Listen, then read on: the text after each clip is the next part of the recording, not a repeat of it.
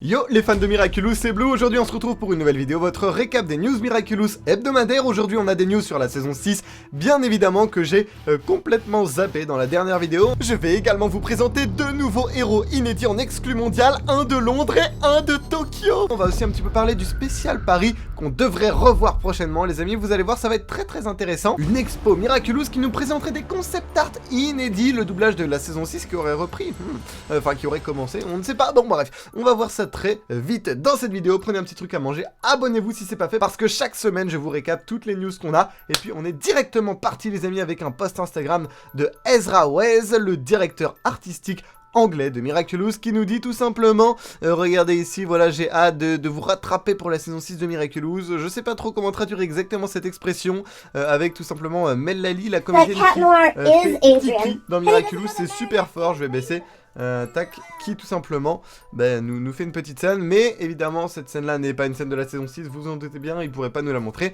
c'est tout simplement un extrait je crois de la bande-annonce de Miraculous, le film qu'elle avait enregistré, donc pour moi ça veut pas forcément dire qu'ils ont commencé, même s'ils partent de la saison 6 là, l'enregistrement de la saison 6, mais en tout cas il a répondu à un commentaire qui demandait si c'était un spoiler en disant que du coup non, c'était voilà comme je vous l'ai dit un truc connu depuis la saison 1, et regardez ici quelqu'un qui nous dit je ne peux plus attendre pour la saison 6, il nous répond qu'il ne reste pas très longtemps à attendre, no much longer of a wait, donc voilà, plus beaucoup de temps à attendre, et ça c'est plutôt rassurant. Les amis, on a tout simplement un musée, si je dis pas de bêtises, il se trouve aux Pays-Bas, je viens de fermer la page, let's go, je vais la rechercher.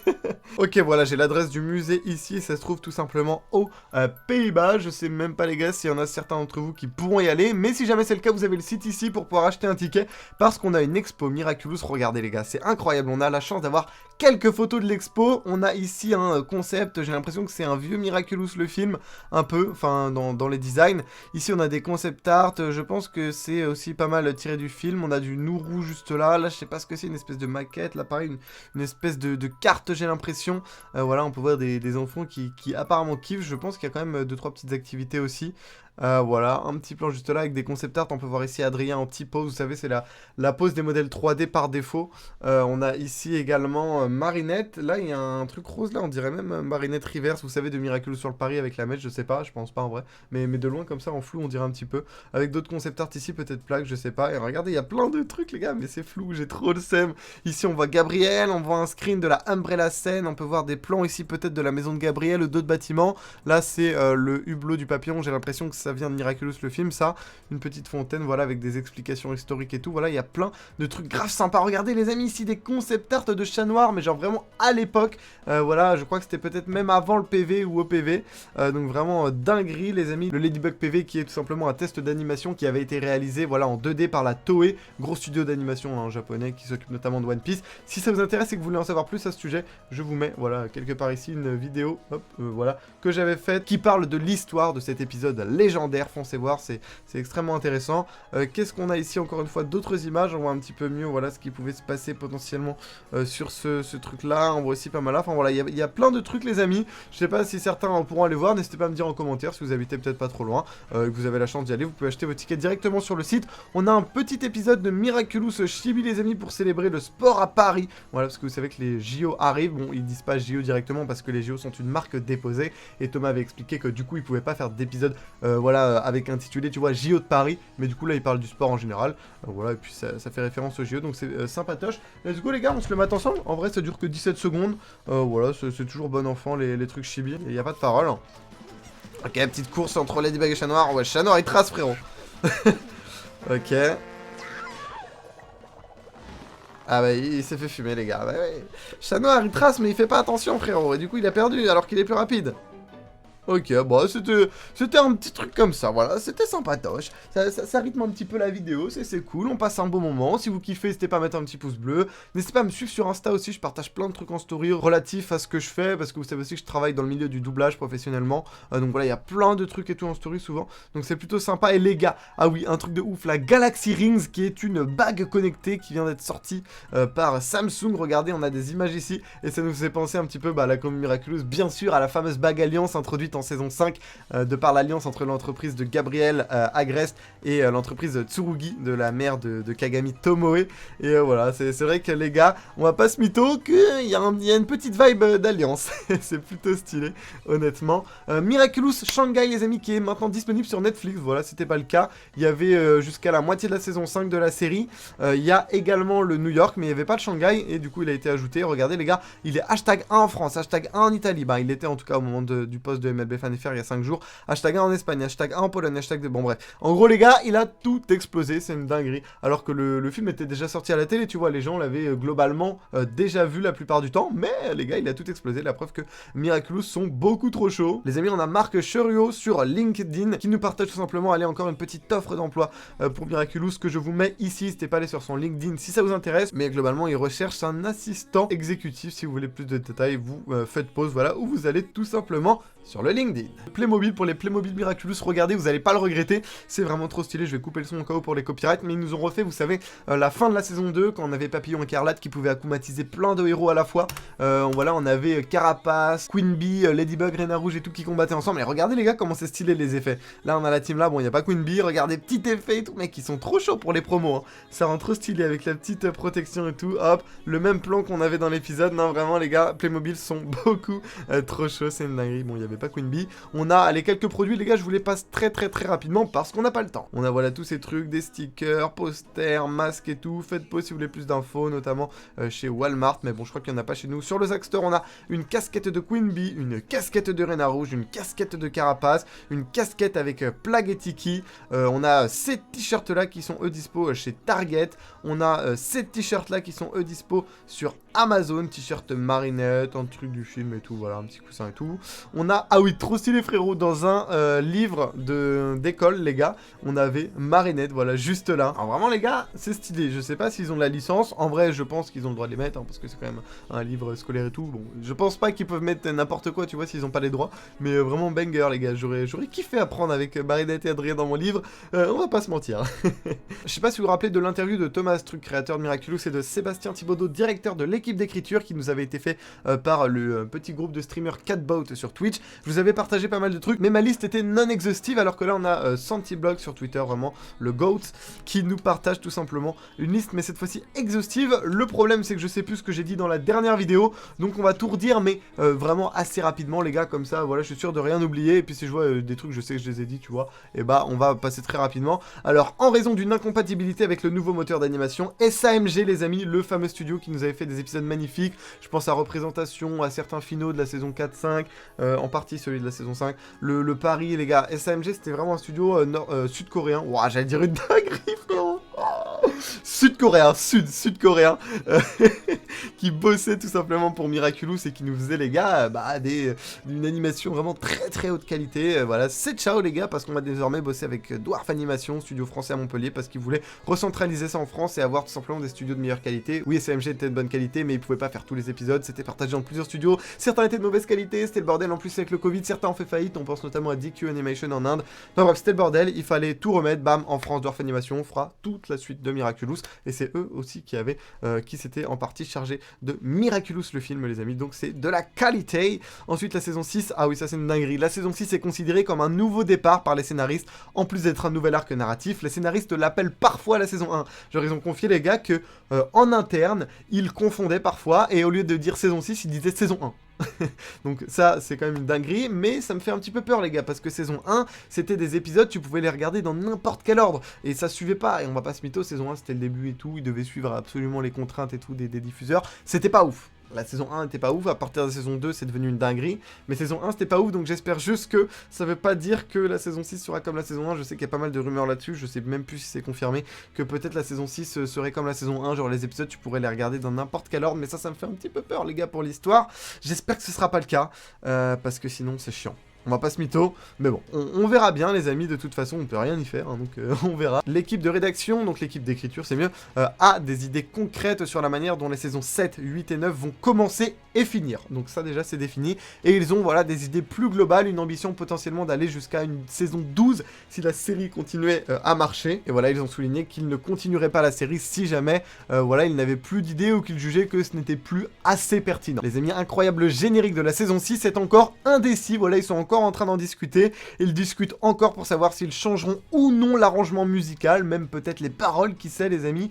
Thomas envisage également voilà, la possibilité de créer une toute nouvelle chanson. Alors ça c'est quand même, je trouve, une dinguerie parce que les gars, Miraculous, alors je sais pas s'ils veulent vraiment potentiellement tout changer, même le Miraculous porte-bonheur, ouais, je chante trop bien les gars, je sais, le Miraculous Ladybug, vraiment le refrain, tu vois, de la chanson, je sais pas, peut-être les paroles des débuts et tout, ouais, c'est vrai que c'est plus trop d'actualité, tu vois, c'est un peu, ça date, tu vois, donc là, ok, mais en vrai, c'est un gros risque à prendre si jamais ils veulent vraiment tout changer, vraiment faire un nouvel hymne, parce que ça fait partie de l'identité de Miraculous, de l'identité de la série, c'est comme ça que tout le monde la connaît dans le monde entier, donc ouais, bah écoutez, moi, je suis pas contre parce que j'ai jamais été opposé au changement, mais j'espère en tout cas que s'ils le font, et, bah, ça marchera pour eux et que ce sera tout autant iconique, voilà. Il y aura au minimum une chanson, voilà, dans la saison 6, ils ont dit que, voilà, il y aura le retour des musiques, un peu comme on avait en saison 5, avec Argos, tout ça, Adrien dans l'épisode Perfection, c'était sympa, moi, tant qu'il n'y en a pas trop, qu'elles ont du sens, parce que celle d'Argos avait beaucoup de sens, celle d'Adrien aussi, dans son développement de personnage, le fait qu'il s'ouvre à Marinette et tout, que ça ne devienne pas non plus une comédie musicale, moi, franchement, les gars, ça me va, encore une fois. Après avoir quitté Paris dans Révolution, l'épisode 23 de la saison 5 de Miraculous, Chloé Bourgeois sera de retour en saison 6, bah, très cool, hein, en vrai, hâte de la revoir, on verra bien tout simplement ce qu'elle va nous réserver. Ils ont parlé un petit peu de Cerise, donc Lila, la nouvelle méchante, en disant que c'était une méchante sans costume.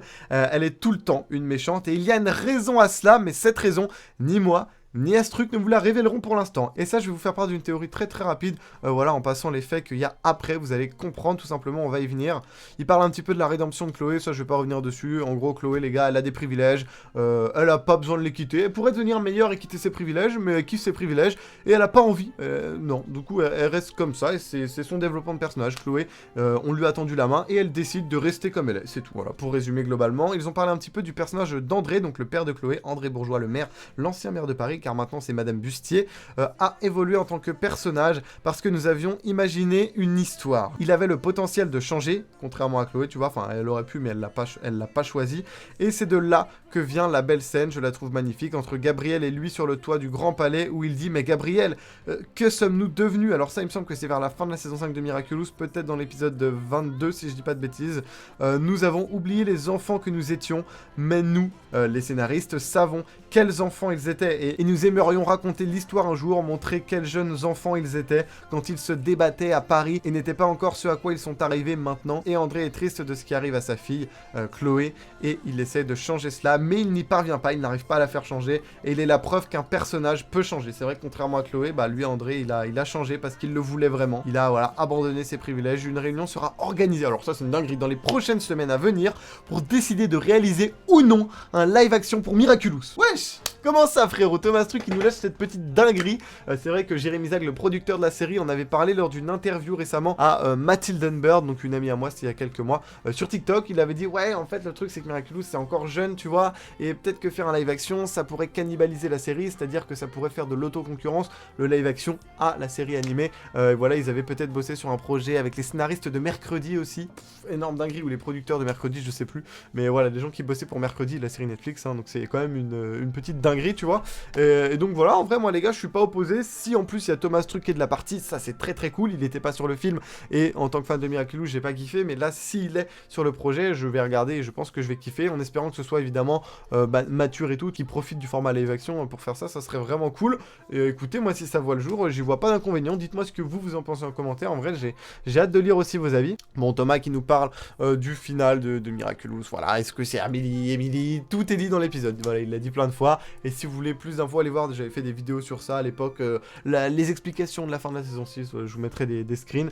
Hop, Thomas Truc qui parle du Suprême, et c'est là que je vais revenir à Lila. Thomas Truc qui parle du Suprême, en demandant est-ce que, enfin on lui a posé la question, ouais, est-ce que le Suprême, on l'a introduit comme ça, est-ce que l'univers qu'on a introduit là dans Miraculous World Paris, c'est un univers parmi tant d'autres, ou c'est un univers spécial qu'on sera peut-être amené à revoir, tu vois. Et Thomas Truc qui dit, ah, si seulement vous saviez, rien de ce que nous faisons n'a pas de sens. Donc en gros, tout ce qu'il nous montre, c'est pour une raison, et il y a un sens. Ici, ils se sont fait, entre guillemets, pardonnez-moi le mot, chier, à faire un spécial là-dessus, c'est que ça a un sens et un objectif, tu vois. Donc, les gars, c'est du coup confirmé qu'on reverra peut-être Toxinel, Griffe Noire, le Suprême ou quoi, ou qu'on entendra au minimum reparler de leur univers. Je pense qu'on les reverra en vrai de vrai. Il n'y aura pas forcément un spin-off sur eux parce que pas la thune, tout ça, mais les revoir potentiellement pour des choses importantes, ça pourrait être vraiment très très cool. Et moi je pense que ce qu'on voit à la fin de la saison 5 derrière Lila, c'est le Suprême. Voilà, peut-être j'en ferai une théorie. En vrai, je suis peut-être chaud de faire une théorie là-dessus. Je sais pas, après je sais qu'Afran en a déjà fait une, j'ai peur malgré que tu vois, je me suis pas inspiré de sa théorie, que ça ressemble à sa théorie, je sais pas. Donc, je vais réfléchir, tu vois. Je réfléchirai, dites-moi en commentaire si vous kifferiez avoir une théorie là-dessus de ma part. Ensuite, on a du coup Sébastien Thibaudot, le directeur de l'équipe d'écriture, qui nous dit une fois, ah oui. Les gars, faut qu'on parle de ça. Je sais même plus. Les gars, ça se trouve, je l'avais dit dans la dernière vidéo, je sais plus, mais ils nous ont révélé qu'il y aurait une couche. Ah si, ça je l'avais dit. Bon, je leur dis du coup très rapidement qu'il y aurait une couche d'écriture invisible dans les saisons 6, 7, 8, je sais pas, 6, 7 en tout cas. Une couche d'écriture invisible qui va amener un truc. Et genre, on va pas le voir venir. On va commencer à capter au début de la saison 7 et en saison 8 aussi. Mais au début de la saison 7, on va commencer à capter. Et quand on va commencer à capter au début de la saison 7, on va se dire, oh, c'est une dinguerie. Il y avait des indices de ça depuis la saison 6. Faut regarder toute la saison 6. Et apparemment, dès qu'on va vouloir commencer la saison 7, on va se dire ok, on va re-regarder la saison 6 en intégralité une seconde fois, et ça, c'est une dinguerie, et j'ai trop hâte de voir, et les gars, soyons tous à l'affût pour tout simplement essayer de trouver tout cela. Thomas Truc qui nous a dit, il y a des Kwami et des Renlings, qu'est-ce qui te fait penser qu'il n'y a pas d'autres créatures? Et ça va tout simplement suivre avec potentiellement un autre truc qu'il avait dit, attendez, je vais le retrouver. Voilà, Thomas qui nous dit, selon Thomas Truc, ce qui est aujourd'hui la série Miraculous ne représente que 5% de ce qui est écrit dans la Bible originale. Donc la Bible, c'est tout simplement, voilà, les gars, comme la Bible dans les religions, tu vois, ça explique le monde et tout selon le point de vue de la religion. Bah là, une Bible littéraire, ça explique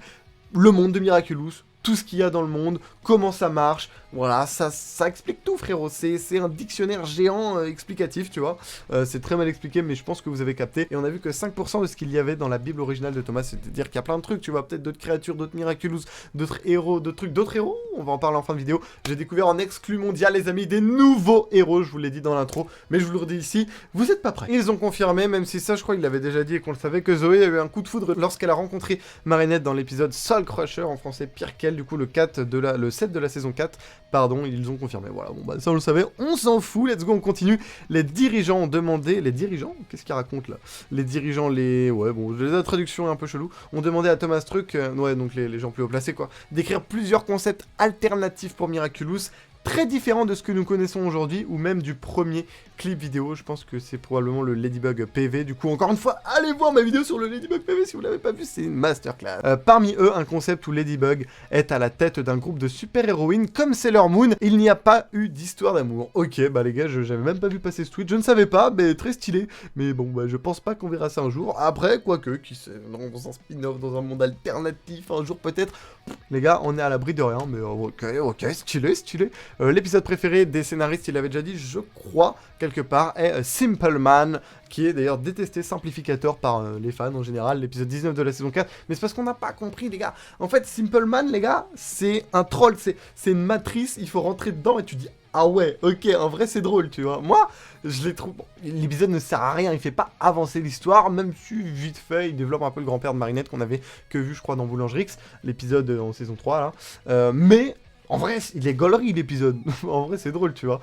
Allez le voir, voilà, si jamais vous ne l'avez pas vu ou que vous en rappelez plus. Mais voilà, car il représente un attachement personnel, professionnel et familial, voilà.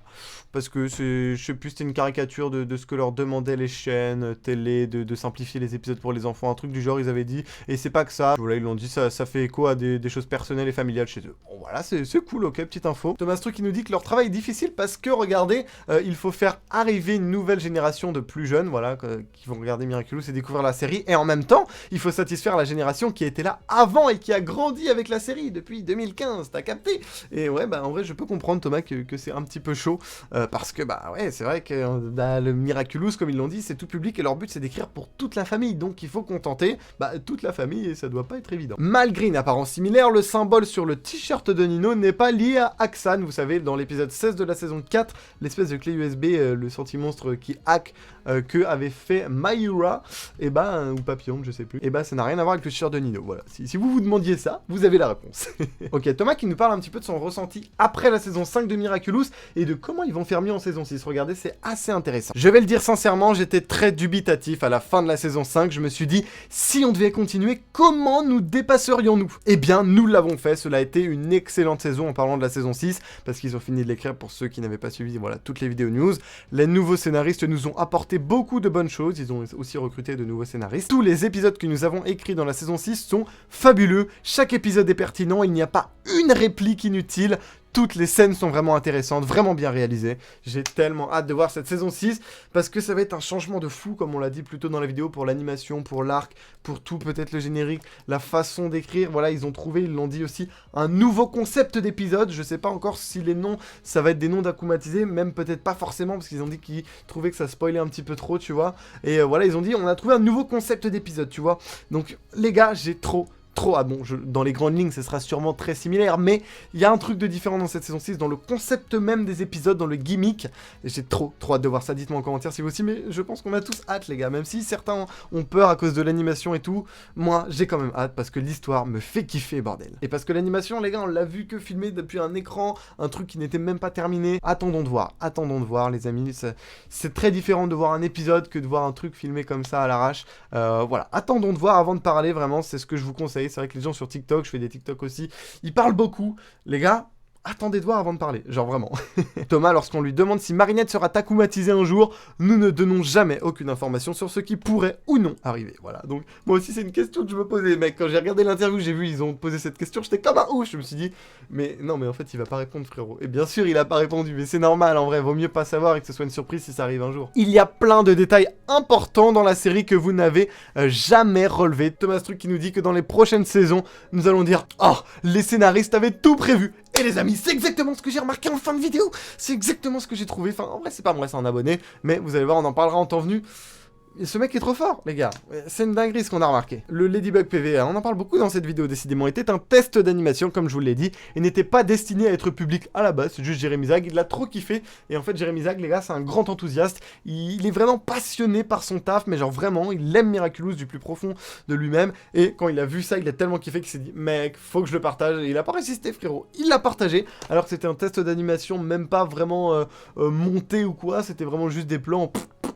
Voilà, assemblé comme ça, sans réel ordre ou quoi, et il l'a partagé quand même. Mais en vrai, merci Jérémy, parce que ça nous a permis de le voir, et c'était vraiment trop beau. Et pour finir, Thomas Truc et Sébastien Thibaudot discutent des parallèles entre Marinette et Gabriel. L'histoire personnelle, donc ça c'est Thomas, l'histoire personnelle de Gabriel est la cause de sa misère, pas de sa volonté. Et surtout, ça crée un beau miroir avec Marinette, c'est ça qui est intéressant. Ils ont tous les deux beaucoup d'amour pour Adrien, ils sont tous les deux designers, voilà, stylistes, et ils ont tous les deux un Miraculous, mais ils ont fait des choix différents. C'est ce qui fait le grand contraste entre héros et méchants. Même s'ils ne le savent pas depuis le début, ils ont un vrai point commun. Comme on le voit à la fin de la saison 5, ils aiment tous les deux Adrien, sauf qu'il y en a un qui le fait en faisant la bonne chose, et puis il y en a un autre qui le fait en faisant la mauvaise chose, en blessant les gens pour y arriver. Fin du trend, merci encore une fois Santiblock pour le partage, frérot, t'es trop chaud. Bon les gars, quand l'abonné m'avait envoyé cette dinguerie, je me suis dit, ok, je vais faire un tweet, voir si les gens sont chauds, et je me suis dit, ok, si je vois que les gens like et tout, et que vraiment il y a un engouement, je partage les infos, donc j'ai pris un petit peu la température, mais mon tweet, j'ai pas dit que c'était des héros qui seraient présents dans les Miraculous World, j'ai juste dit que c'était des héros des villes en question,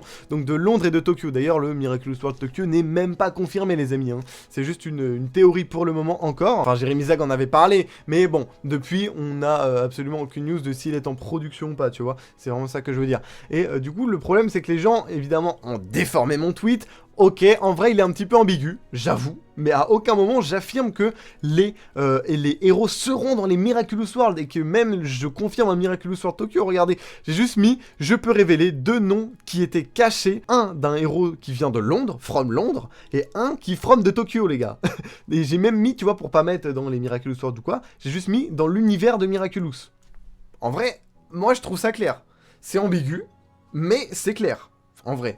Et évidemment, bah, les gens ont un petit peu déformé, même si j'ai essayé de corriger l'information, c'est vite propagé, et ça me saoule. Au point même que Thomas Truc, le créateur de la série, voit mon tweet, frérot. Et regardez, en fait, lui, il a cru vraiment que j'allais tout simplement spoiler des trucs de Miraculous et tout. J'étais en mode, non, Thomas, je suis désolé. Et en fait, il a mal compris mon tweet, et en vrai, je le comprends, parce que, ok, quand tu le lis vite comme ça et tout, franchement, j'avoue, tu peux mal comprendre. En vrai, de vrai, je lui en veux pas. Et puis Thomas, il le sait, hein, je lui ai dit, j'adore son taf et tout. Donc voilà, Thomas, je suis encore une fois désolé de t'avoir tout simplement induit en erreur. Du coup, je me suis fait exterminer, mais bon, c'est la vie, les gars. J'ai joué avec le feu, en vrai, mais bon, en vrai, c'est pas grave, c'est bon enfant. Et rappelez-vous le tweet de Thomas Truc, les gars, des détails cachés. Je remercie encore Micracfou qui m'a envoyé ça. Ensuite, j'ai pu prendre un screen de haute qualité et puis changer un petit peu pour qu'on puisse mieux encore voir l'écriture. Et regardez, saison 1, épisode Les Origines partie 2, épisode 23 tout simplement. Les gars, on peut voir ce screen, ça c'est le screen de l'épisode directement, mais si on zoome sur ce téléphone et qu'on change un peu la couleur pour pouvoir lire, on peut lire comme Majestia à New York, Professeur Y à Londres ou encore Tanu King à Tokyo. Paris a enfin sa super-héroïne, mais bon, après on s'en fout, tu vois. Mais les gars, comme Professeur Y à Londres et Tanu King à Tokyo. Donc on nous confirme bien, les gars, parce que bah, Majestia à New York, elle est apparue quelques années après dans le spécial New York, qu'à Londres et Tokyo, on a du coup Professeur Y et Tanu King. Est-ce qu'on les verra dans la série? Ça, on sait pas, hein. Peut-être que ça a été des concepts abandonnés depuis, mais c'est une possibilité, et je pense que c'est une dinguerie d'avoir trouvé ça, sachant que Thomas a dit qu'il y avait plein de détails cachés importants et tout qu'on n'avait pas vu. Je pense qu'il y en a bien d'autres, hein, peut-être même qui parlaient pas de ça, mais on a trouvé ça, et je pense que ça avait le mérite d'être partagé. Encore une fois, bravo à Micracfou, frérot, t'es beaucoup trop chaud. Il y a son arrobase, voilà, juste là, il est là avec sa tête de Mickey, là. Mais voilà, dites-moi ce que vous en pensez en commentaire. Franchement, un petit héros Tanuki et tout, en mode un peu comme la transfo, là, dans Mario, vous avez la ref, le Tanuki. Moi, je kifferais. Professeur Y, bah écoutez, on verra bientôt si on le voit à Londres ou pas dans le spécial en fin d'année. En tout cas, voilà, je suis trop content que cet abonné m'ait partagé ça. C'est vraiment beaucoup trop stylé. Dites-moi ce que vous en pensez, les amis, en commentaire. Sur ce, c'était Blue. J'espère que vous avez kiffé la vidéo. Si c'est le cas, vous savez ce qu'il vous reste à faire. En tout cas, moi, je vous dis à la prochaine. C'était Blue. À plus.